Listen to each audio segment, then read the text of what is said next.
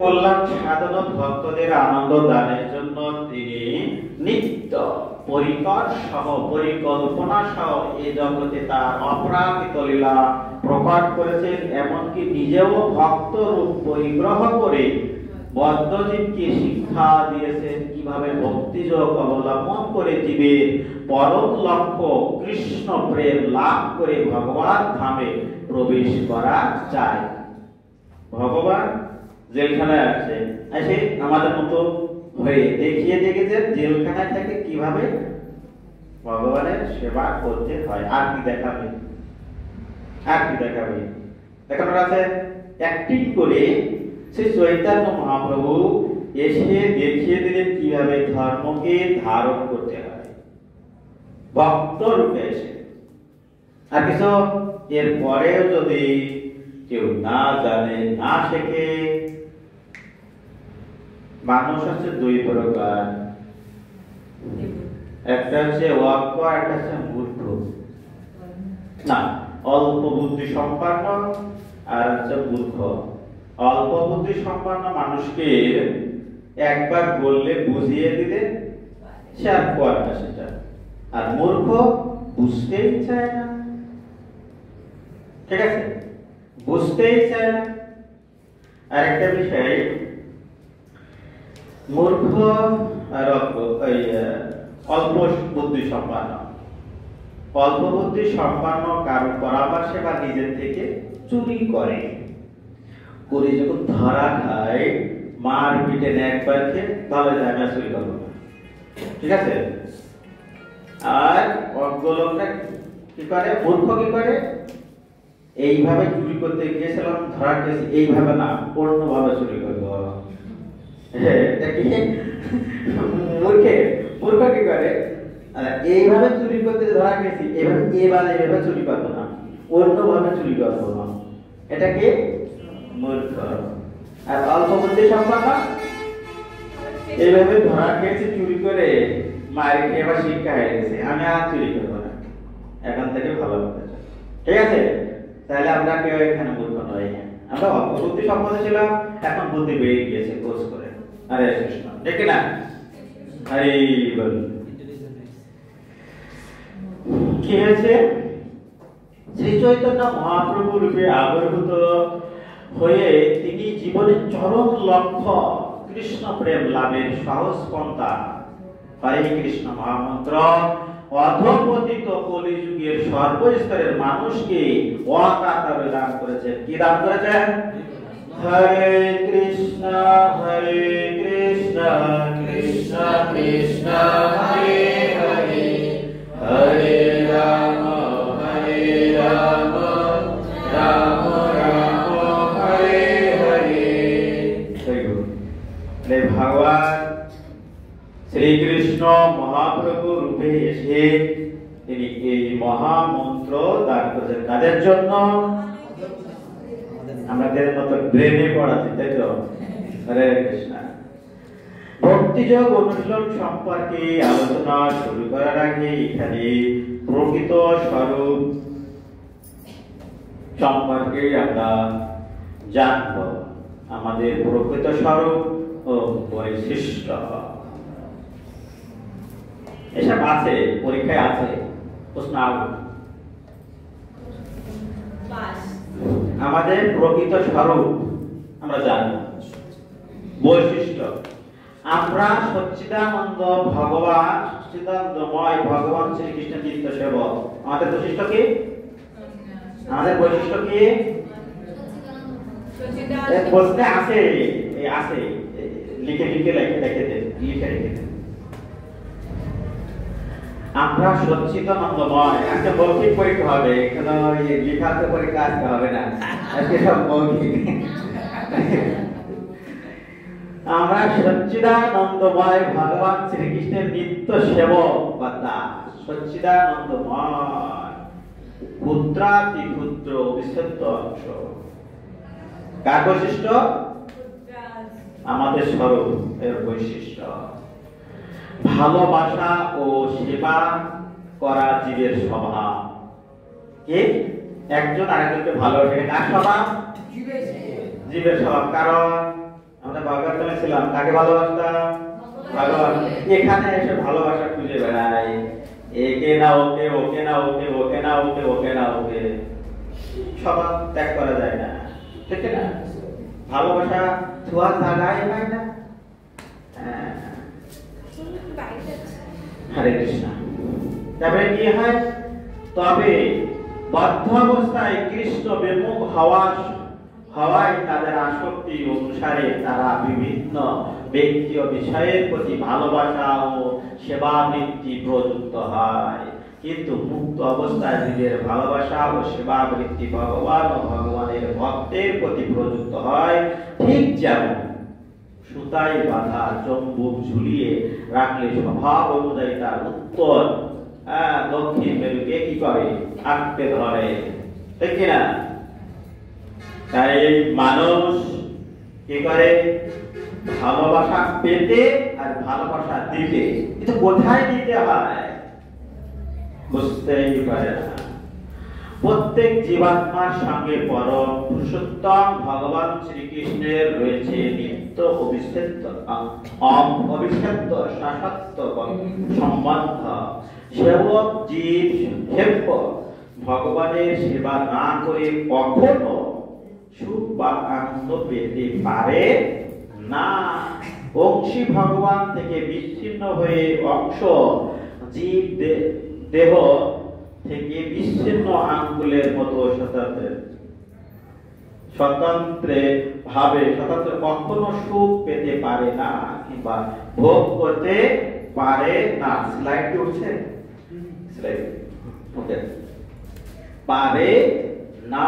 স্বতন্ত্র ভাবে আমরা ভগবান থেকে যখন আলাদা হয়ে যায়, আমরা কি পেতে পারি না? সুখ পেতে পারি না। যেটাকে সুখ বলে মনে করি সেটা কি? মায়া।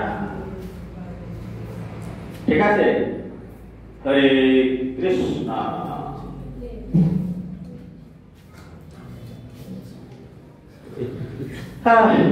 আমরা ভগবত ধামে ভগবানের সাথে লীলাবিলাসে যুক্ত ছিলাম। সেখানে ভগবত সেবা ও আনন্দ আস্বাদন এই ছিল আমাদের স্বাভাবিক বৃত্তি। কিন্তু অতিত্ব অভিমান বশত জড় জগতে পতিত হয়ে কষ্ট ভোগ করছি। এটা তটাস্থ শক্তিজীবের তটাস্থ স্বভাবের ফল।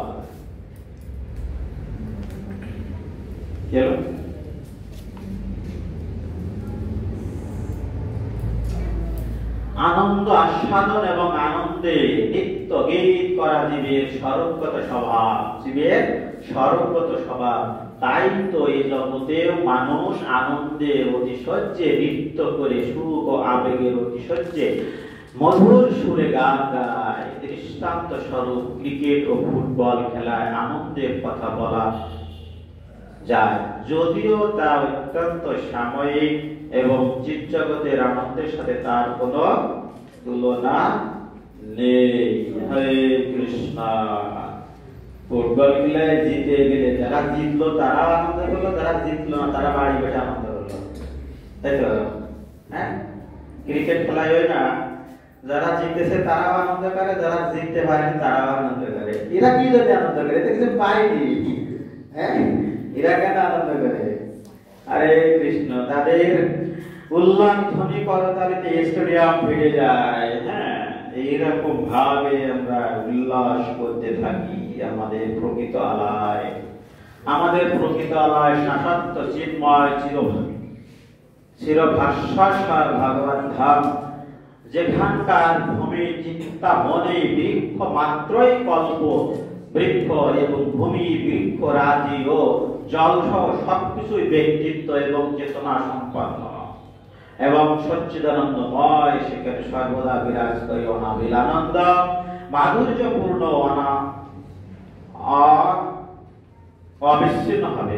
অবিচ্ছিন্ন আনন্দ উৎসব, যা জড়জগতের দূষিত চর্ম মাংস কেন্দ্রিক পুজ গন্ধময় মিথ্যা আনন্দ নয়। তা হলো পরমানন্দময় শ্রীকৃষ্ণের সান্নিধ্যে অনুভূত সর্বানন্দপূর্ণ চিন্ময় আনন্দ উল্লাস। শ্রীকৃষ্ণের সান্নিধ্যে দিব্য সুখ ও আনন্দ উৎসব পূর্ণ অন্তহীন লীলা মাধুর্য সেখানকার সকলে নিয়ত আস্বাদন করে থাকে। আমরা যেখানে ভালো ছিলাম, ভালো থাকি, আগে ভালো ছিলাম, আগে কি সুন্দর দিন কাটাইতাম।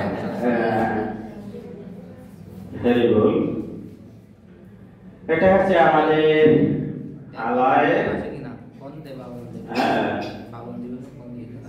সিলাইট অর্ধেক অর্ধেক 10টা আছে, 10 মিনিট পরে প্রভু বারবার কাশ্মীর ছাড়ার কথা বলেছে, বুঝতেছেন? হ্যাঁ, সেখানে রসিক সেপার চূড়ামণি শ্রীকৃষ্ণ তার অগণিত প্রেম পর অগণিত প্রেম পর ভক্ত না প্রেমময় ভক্ত পরিবৃত্ত হয়ে অনন্তকাল পরমানন্দময় পরম চমৎকার বিচিত্র সব লীলাবিলাস করছেন। সেখানে প্রতিনিয়ত চলে নির্বিচ্ছিন্ন চিন্ময় আনন্দ উৎসব চলে। নিত্য গীত ক্রীড়া কৌতুক ভোজনে নিরাবচ্ছিন্ন আয়োজন, সবার কথামাত্র গান, সবার কথামাত্র গান, গহন মাত্র নৃত্য। কোথায় যখন কথা বলে কিসের মতো? গানের মতো। চলে নৃত্যের মতো। নৃত্য করে কখন মানুষ? আনন্দে। ঠিক তেমন আনন্দ যখন চলাচল করে নৃত্য মনে হয় নৃত্য করছে, তখন কথা বলে কি বলে? গানের মতো। গান কখন আসে? আনন্দে। প্রকৃত সত্য সত্য কথা ব্যক্তি কখন বলে জানে? যখন রেগে যায়। যখন রেগে যায় তার ভিতর থেকে সত্য বেরিয়ে আসে। সে কি এটা বেরিয়ে আসে। হ্যাঁ, ওই সময় তো মিথ্যা কথা বলে না সে।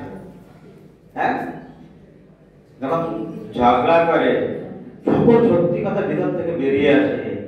হ্যাঁ, যত গালাগালি দিচ্ছে ওই ঠিক আছে। হ্যাঁ, একদম সত্যি কথা।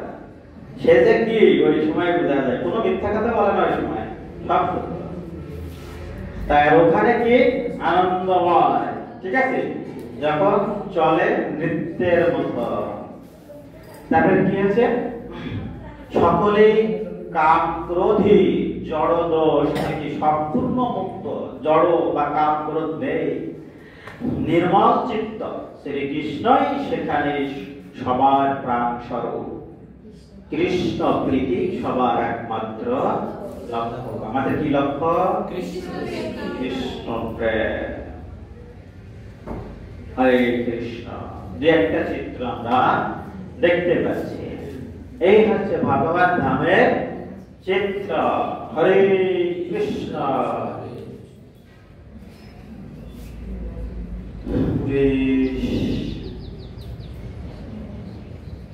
মায়াগ্রস্ত অবস্থা থেকে মুক্ত হয়ে ভগবান ধামে কিভাবে প্রবেশ করব? একটু সহজ। ভক্তি যোগ অনুশীলনের গুরুত্ব। মনুষ্য জীবনের লক্ষ্য সহ ভগবদ গীতার 5টি বিষয় আছে। কি কি? ঈশ্বর, জীব, প্রকৃতি, কাল, কর্মকাল। এই 5টি ভগবদ গীতার ক্লাসের প্রথমে আমরা এই বিষয়ে আলোচনা পাব।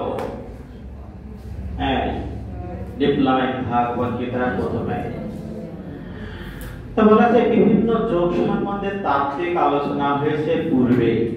এখানে তার ব্যবহারিক প্রয়োগ সম্বন্ধে আলোচনা করা হচ্ছে। ব্যবহারিক আত্মত্বিক এক নয়।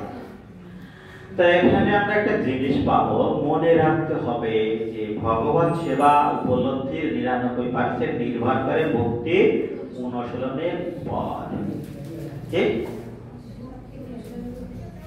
আমরা যে চাই এতদিন শিখলাম, জানলাম, ভক্তি যোগের কথা শুনলাম, সেইগুলো ভগবান ভক্তি ভিতরে উপলব্ধি হয়েছে, করতে হয়। এটা 99% নির্ভর করে ভক্তিযোগ অনুশীলনের উপর।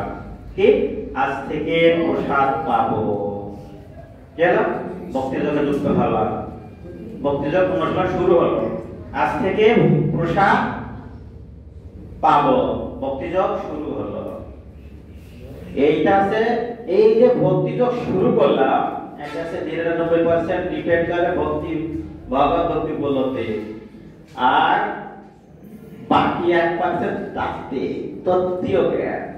সারাদিন 6টা ক্লাস করলাম, 1%। কয় পার্সেন্ট? 1%। হ্যাঁ, এত কিছু করলাম, ওরে বাবা 6টা দিন আইছি, বাড়ির কাজ ফেলাইতে আসছি, এত কাজ রেখে এত গালাগালি শুনলাম, টাকা চুরি করে ভাড়া দিয়ে আসলাম, বাবার কাছ থেকে মিথ্যে কথা বলে 1%। এই 1% ডাবল শূন্য দিলে 100 দেবে। হ্যাঁ হ্যাঁ, এই ডাবল শূন্য দেওয়ার জন্য ওই যে 99% এই উপলব্ধি অনুশীলন ব্যবহারিক, কি আজকে সেই ব্যবহারিক পরীক্ষা হবে। কি হবে? ব্যবহারিক। আমরা তত্ত্বীয় জ্ঞান অর্জন করেছি, ব্যবহারিক বাড়ি থেকে শুরু হবে, আজকে থেকে প্রসাদ। ঠিক আছে? হ্যাঁ, তাহলে ভগবত অনুশীলন করলে 99% ভগবত ভক্তি উপলব্ধি হয়, আর তত্ত্বীয় ভাবে 1%। ঠিক আছে? 1%। পড়াশোনা করলে 1%, আর অনুশীলন করে ভগবত সেবা করলে 99%। ঠিক আছে? আমরা ভগবানের সেবার জন্য জপ করি, তপস্যা করি, একাদশী করি, সবকিছু কিসের জন্য? ভগবানের সেবার জন্য। হরি বল, হরে কৃষ্ণ। তাই ইতোমধ্যে যা জেনেছি তার মধ্যে ভগবত উপলব্ধি হয়েছে মাত্র 1%। 1% যদি 400 টাকা, আর 99% কয় টাকা? হরে কৃষ্ণ। 99% যদি টাকা দিয়ে হয় না, ঠিক আছে, এটা টাকাই হয় না। ঠিক আছে? ওটার জন্য সকালে ভোরে উঠতে হবে, যে রান্নাটা করি সেই রান্না কি করতে হবে? ভগবান সেবায় ভক্তি যোগে যুক্ত হতে হবে। তাহলে কি হবে? আর 99%। হরে কৃষ্ণ। আমরা আরো জানতে পারবো, দেখা যাক কি জানতে পারি।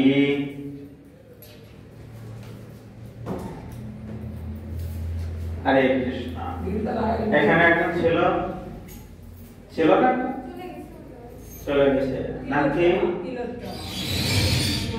তিলোত্তমা বৃষ্টি। একা প্রসাদ পায়, ভাগবতী পড়ে না, মেডিকেলে পড়ে, পরীক্ষা, তা পরীক্ষা দিতে গেছে ক্লাস করে দিলে প্রত্যেকদিন আগে দেখো যে বই নিয়ে আসে, এখানে সে পড়ে। বাড়ি গোপাল আছে, তাই রান্নাঘরটায় ভোগ দেবে, আবার রান্না করে ভোগ নিবেদন করতে আসছে। বাবা মা প্রসাদ বুঝি না। ঠিক আছে? এইরকম ভাবে আমাদের ভক্তি জীবন করতে হয়। এটা কি? তপস্যা। কি? এই যে কষ্ট করে আসছি, এই যে আবার ওই কাজটা করতে গেছে, এটা রেখে, এটা কি? তপস্যা। তপস্যা কি বলে যেতে হয়? মাঠে থাকতে হয়, এই তপস্যা। বোঝা যাচ্ছে? অনেক গালাগালি করে, সেগুলো শুনি, ওটাও তপস্যা, মৌনতা। তাই তপস্যা করার জন্য বনে যাওয়া লাগে না, নাকি? তা বলা হচ্ছে, তাই এই বিষয়টি অবশ্যই আমাদের বুঝতে হবে যে যদি কেবল তাত্ত্বিক জ্ঞান লাভ করেই আমরা ভেঙে যাই, তবে 99% ভগবান উপলব্ধি আমাদের বাকি থেকে যাবে। বোঝা গেছে? বাকি থেকে যাবে। মনুষ্য জীবনের পরম লক্ষ্য সাধিত হবে না, কোনোদিনও হবে না। ঠিক যেমন যদি কেউ ঢাকা থেকে চট্টগ্রামে যাওয়ার জন্য ট্রেনের টিকিট কিনে রেখে দেয়, কিন্তু সময় মতো স্টেশনে না গিয়ে বা সময় মতো স্টেশনে গিয়ে ট্রেনে না ওঠে, তবে চট্টগ্রামে পৌঁছানো তার পক্ষে কখনোই সম্ভব নয়। আমি 1% নিয়েছি, তত্ত্বীয় জ্ঞান পেয়েছি, টিকিট কেটেছি, আমার কোথায় যেতে হবে? স্টেশনে যেতে হবে। আরে স্টেশনে যেতে তো হবে, এটা আমার প্র্যাকটিক্যালি কাজ করতে হবে। আবার যদি কেউ ডাক্তার দেখিয়ে ওষুধ নেওয়ার জন্য নেওয়ার পর তা না খেয়ে আলমারিতে সুন্দর করে গুছিয়ে রেখে দেয়, তবে ডাক্তার তাকে ডেকে ওষুধ খাইয়ে দেবে নাকি ওষুধ তার পেটের মধ্যে চলে যাবে? যাবে যাবে ওষুধ রেখে দিলাম, লোক ছেড়ে যাবে? ওষুধ যদি না খায় সারবে?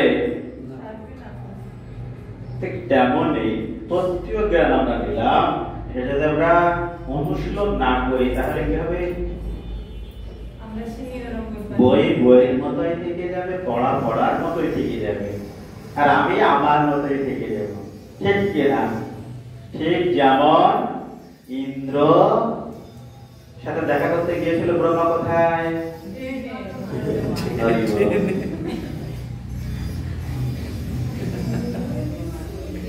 হরে কৃষ্ণ। আমি খারাপ কিছু বলিনি,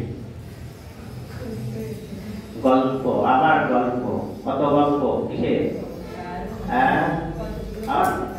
হরে কৃষ্ণ। এই গল্প পরে শেষ। 10 মিনিট হয়ে গেছে, তাহলে এই গল্প পরে বলি। বিশাল সুন্দর গল্প। গল্প পড়ে নেন আপনারা, গল্প শুনবো। হরে কৃষ্ণ।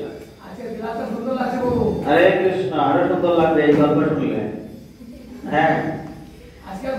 কতগুলো কবুতর একসাথে নিয়মিত শস্য খেতে যায়? অনেকগুলো। আমাকে বাড়ি কবুতর আছে না, তারা কোথায় যায়? খেতে যায়, শস্য খেতে। কিন্তু একদিন শস্য ক্ষেতের মালিক তাদের ডেকে ফেলেছে। কি করেছে? তাদের ধরার জন্য খেতে জাল পেতে রেখেছে। কি পেতে রেখেছে? জাল পেতে রেখেছে। সেই জালে কি হলো? পরদিন যখন কবুতরগুলো আবার শস্য খেতে গেল, তখন কিছু কবুতর জালে আটকা পড়ল। কি হয়েছে? কিছু কবুতর আটকা পড়েছে। আর কি হয়েছে? আর বাকিগুলো পালিয়ে গেল এবং ভাবতে লাগলো কিভাবে এই জাল থেকে রক্ষা পাওয়া যায়। ঠিক আছে? কিভাবে? তারা বলছে কথা, কোন কবুতররা যারা আটকা পড়েছে? যারা পড়েনি। কারা পড়েনি? যারা পড়েছে। আমরা গল্পটা পড়েই নিতাম, গল্পটা পড়ে দিলে আমার বলে দিতাম নাকি? যারা পড়িনি, তাই না? পালিয়ে গেল, ভাবতে লাগলো কিভাবে এই জাল থেকে রক্ষা পাওয়া যায়। এই থেকে রক্ষা পাওয়ার জন্য মন্ত্র তাদের জানতেই হবে। কাদের? যারা আটকা পড়েনি। ঠিক আছে? হ্যাঁ,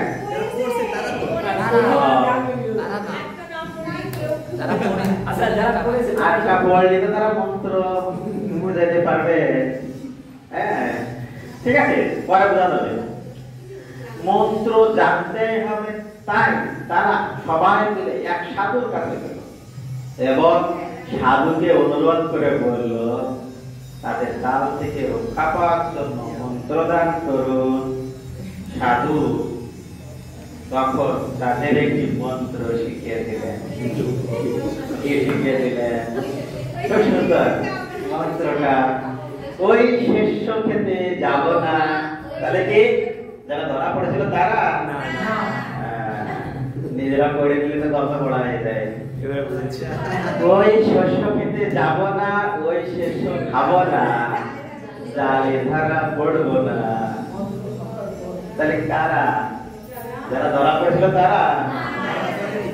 ঠিক আছে, এই জন্য গল্প নিজে পড়লে বোঝা যায় না, গল্প থেকে যায়, আমি থেকে যায়। তাহলে মন্ত্রটা মনে রাখবেন, ওই শস্য খেতে যাব না, ওই শস্য খাবো না, জলে ধরা পড়বো না। মন্ত্র পাওয়ার পর তারা ভাবলো জাল থেকে তো রক্ষা পাওয়ার মন্ত্র পেয়ে গেছি, এখন নির্ভয়ে ওই জায়গা উড়ে যাবো, শস্য খাবো। ঠিক আছে, আর তোকে ধরা পড়বে না, মন্ত্র পেয়ে গেছি, আর কেউ বলতে পারবে না। ভক্তি যোগ সাধন ঠিক বোঝা যাবে, অনুশীলন ভক্তি আর ওখানে তত্ত্বীয় জ্ঞান। ওই যে 99% আগে যেটা বলছিলাম, দেখা যাক গল্প রাখার শেষ পাইনি, দেখা যাক কি হয়।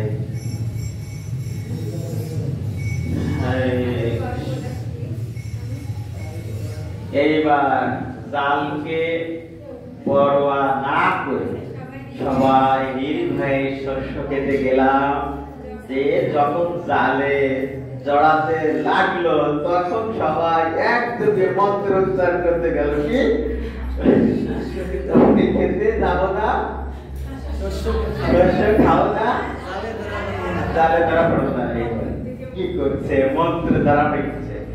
হ্যাঁ, মন্ত্রটি উচ্চারণ করতে লাগলো, কিন্তু কিছুতেই জালের বন্ধন থেকে মুক্ত হতে পারলো না কে, বরং জালের বন্ধনে দৃঢ়তার হতে লাগলো। তবে তাদের মধ্যে কিছু কবুতর ছিল সংশোধনী, সাবধানী, তা জালের আসবে সেখান থেকে পালিয়ে গেল এবং সাধুর কাছে গেল। কারা? যারা আটকা পড়েছে তারা, আর কয়েকটা চালাক আছে আমাদের মতো। হ্যাঁ, তারা কি গেল? ভয়ে পালিয়ে গেল। যে সাধুরে তখন কি বলছে, সাধুর কাছে গিয়ে অভিমান করলো। তিনি কেমন মন্ত্র তাদের দিলেন যে তাদের জাল থেকে রক্ষা করতে পেল না, উল্টো তাদের জীবন সংকট হলো। সাধু তখন তাদের বুঝিয়ে বলল, আমি তো তোমাদের ঠিক মন্ত্রই দিয়েছিলাম, যদি তোমরা তা তোমাদের জীবনে প্রয়োগ করতে তবে কখনোই জালে পড়তে না, জালে জড়াতে না। মন্ত্রটা পড়েনি, মন্ত্র কি কিরা পড়েছে? মুখস্থ বিদ্যা, মুখস্থ বিদ্যা।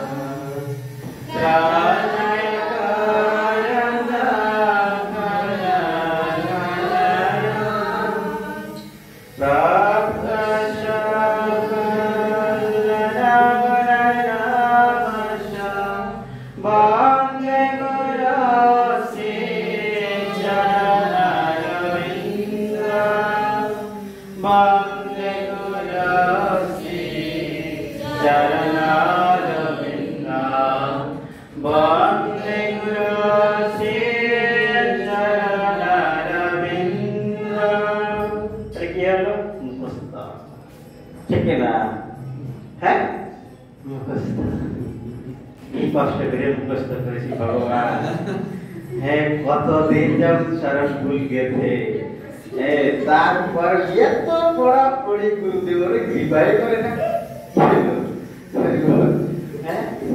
এত সুন্দর করে শুরু করে গায়। হ্যাঁ, এত সুন্দর করে তেরা শব্দ শাস্ত্র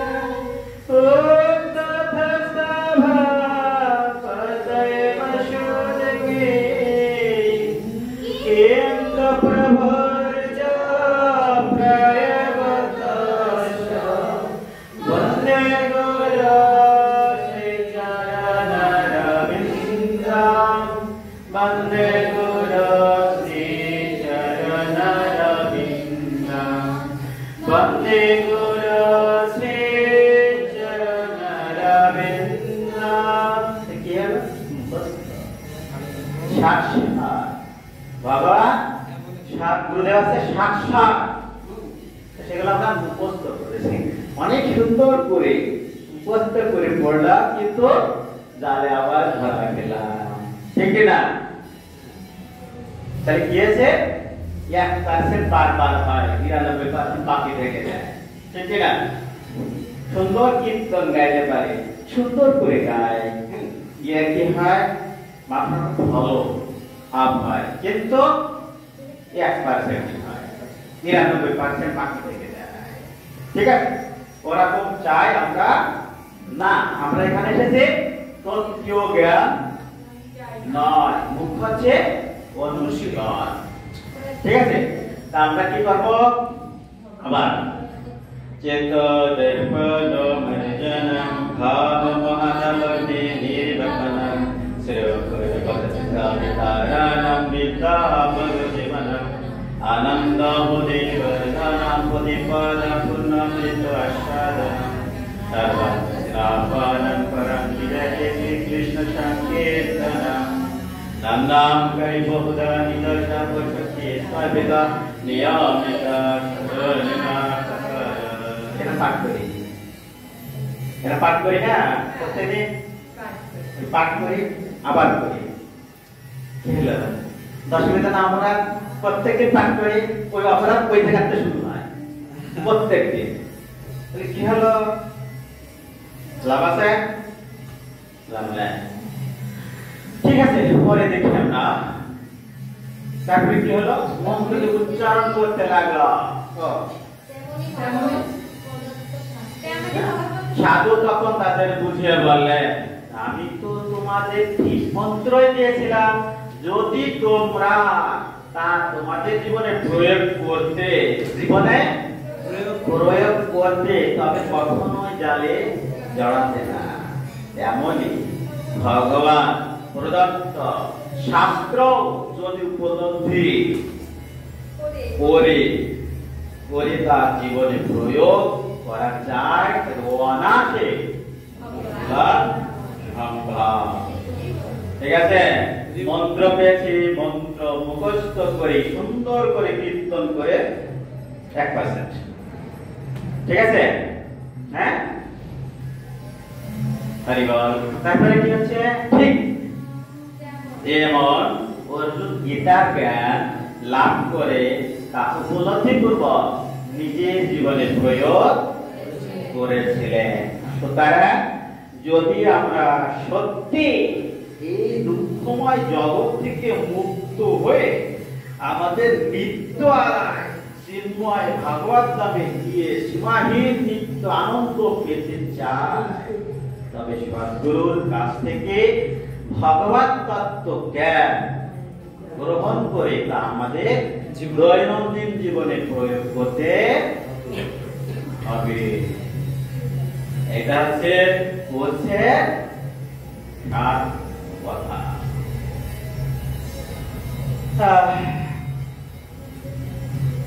গঙ্গোত্রী